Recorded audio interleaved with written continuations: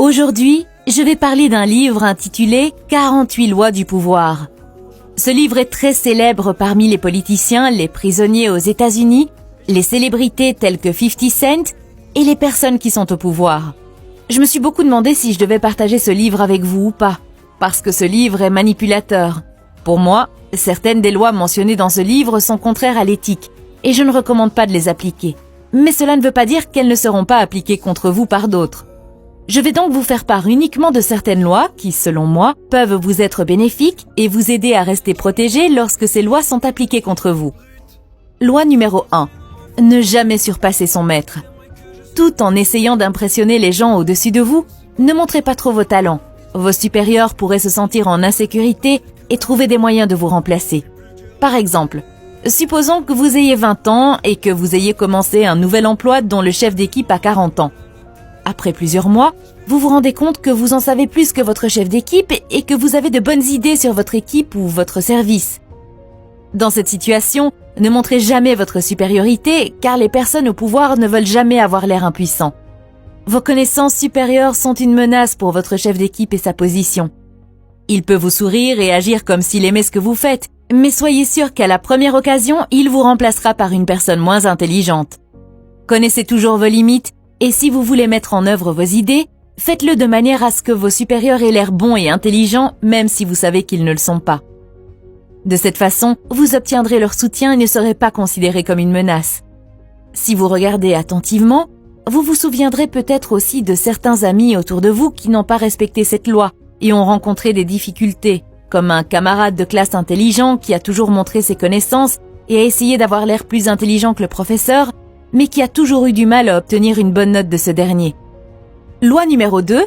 Ne jamais trop faire confiance à ses amis, apprendre à se servir de ses ennemis.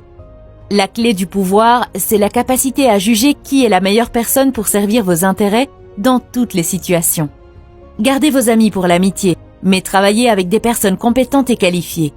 Surtout lorsqu'il s'agit de faire des affaires sérieuses, restez toujours loin de vos amis et engagez plutôt un ancien ennemi. L'ennemi sera plus loyal qu'un ami car il a beaucoup à vous prouver.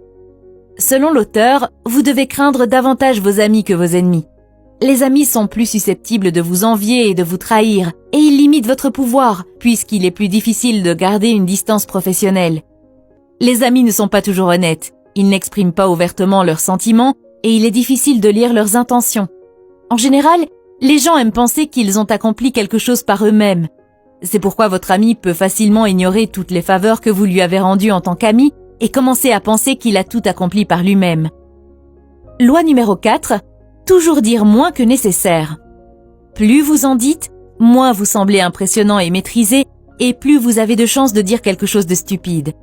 Les gens puissants ont tendance à dire peu de choses. Cela les rend impressionnants et intimidants parce que vous ne pouvez pas deviner ce qu'ils pensent. Surtout lorsqu'il s'agit de négociations et d'entretiens. Faites toujours attention à vous pour ne pas en dire plus que nécessaire, car cela commencerait à jouer contre vous. Si vous êtes contre un négociateur fort, vous verrez qu'il ne parle pas beaucoup. Il exprimera brièvement son point de vue, puis se taira pour que vous vous mettiez à parler.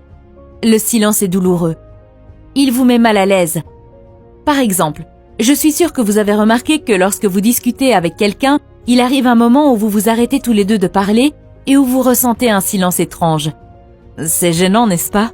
Lorsque cela se produit, vous voulez juste dire quelque chose pour que ce moment gênant disparaisse. Parfois, vous dites même quelque chose sans rapport avec le sujet pour tuer le silence et poursuivre la conversation. Par conséquent, vous pouvez finir par dire des choses que vous ne devriez pas dire ou par révéler trop d'informations et perdre votre pouvoir dans la négociation. Loi numéro 9. Gagnez par vos actions, jamais par vos arguments. Il est beaucoup plus puissant de faire en sorte que les autres soient d'accord avec vous par vos actions sans dire un mot. Démontrez toujours, au lieu d'essayer de convaincre quelqu'un avec vos mots.